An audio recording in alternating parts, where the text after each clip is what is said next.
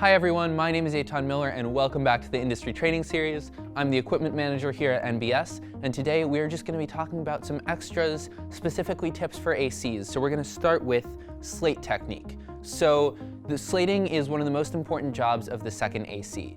And the reason people slate is primarily for sound to be able to be synced with video. And when the clapper hits, you have a visual and audio reference for the editor to sync to. But there are lots of other important reasons why people slate, such as all of the information that you will be able to give the editor by writing it out on here. So for roll, if you're shooting on film, that would be the roll of film. But when you're on an SD card, you're going to write out the same thing that you've written out in tape over here. So if you're on card A001, camera A, card 1, you would write A001 right here. For scene, this is where you would write the shot number. So 1A would be an example of a shot.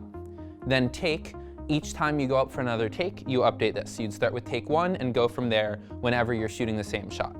Production, that's just the name of the film that you're on. Director, you write the director's name. Camera, generally you write the DP's name. Camera, so now if you have multiple slates for different cameras, you would write A on one and etc. From there. Frames per second, this is a place where you can mark if you're filming at 24 frames a second or something similar.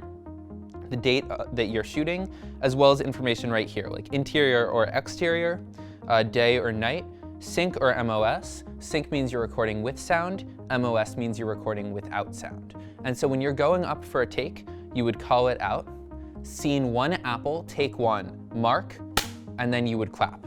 And you say mark so that the editor knows to listen for the mark. And you can say a different word based on the letter that you're filming with. So if you're 1A, you could do 1 apple. You can have fun with it. This is gonna be based on the preferences of the other people you're working with too. So if you're shooting a drama, you probably don't wanna be saying funny words and you probably wanna be sticking to something a little more standard. But if you're on a comedy, there are definitely sets where it can be a fun way for the second AC to lighten the mood and say some fun stuff at the start of each scene. Then there are a few specialty things that you need to know when you're slating. So if you're slating something that is MOS or without sound, you would do it like this. And you don't even necessarily need to read everything out loud, you just hold this out to the camera so that the editor is able to see all of this information. Then sometimes you may be asked to tail slate, which is slating at the end of a take as opposed to the beginning. And what you'll do then is, there are different guides on this and you'll want to listen to your DP, but after you slate, flip it upside down so that the editor can see that it's at the end. Some people do everything upside down, some people start with it upside down and flip it right back side up. So that's kind of up to you and your team. When I'm doing it, I will typically slate right side up and turn it upside down afterwards. And then things get tricky if you start combining it. So if you have an MOS tail slate, you would call it out like this and then find a way to flip it like that. So those are the basics of the different things you'll need to call out. One other thing is soft sticks. Say you are right in front of talent and there's someone standing right there. To be respectful to the actors, you're not going to want a big, loud clap. You're going to want something a little quieter. So you may say, scene 1 apple, take 1, soft sticks instead of mark. And then that alerts the editor that they need to be listening for softer sticks. So that's pretty much everything for slate technique. So this wonderful thing right here is the Fisher Dolly. And so that's cool because when you're in studio, it's super versatile. You can make camera movements in any possible way, and you can boom up and down. So this is a super useful tool. Fun fact about it, you can't actually buy these, you have to rent them.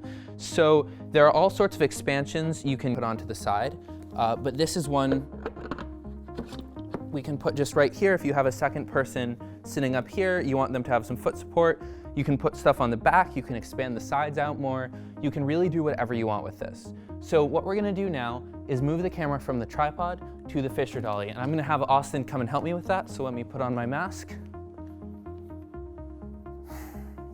All right, cool. So we're going to unscrew this ball head and just replace it out with that one, 2 people 4.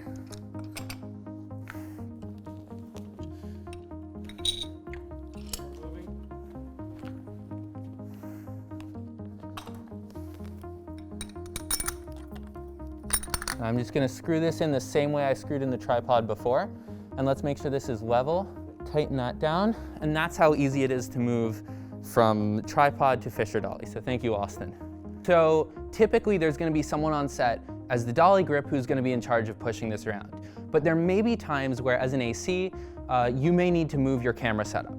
So I'm just gonna walk you through the very basics of operating this. So if you're asked to move it, you know what to do. So right here, we have a little lock, and that's gonna allow you to move the wheels and then lock it down. So this is actually all air pressure powered, and it has to get charged to make sure that pressure comes through. So let me spin this around. In the back here, you can just hook up an extension cord right here and flip on, and that's going to wind up all the air pressure inside so that you can continue to use this lift.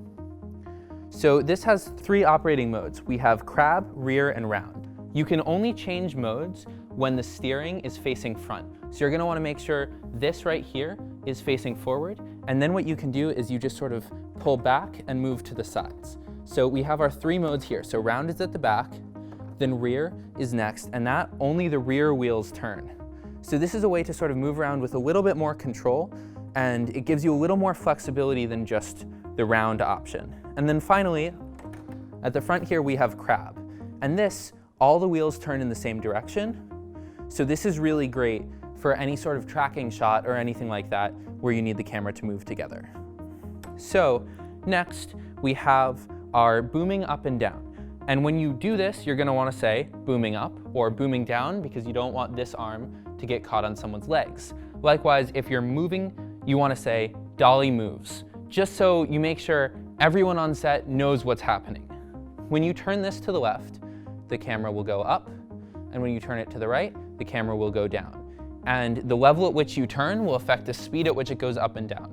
And if there's a problem there, you probably don't have enough air pressure and you just need to charge it.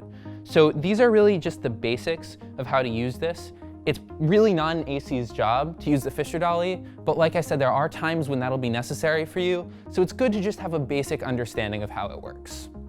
So thank you for watching this episode, as well as the rest of the industry training series. I hope it was helpful to you. This should really cover at least the basics for being a first or second AC on set.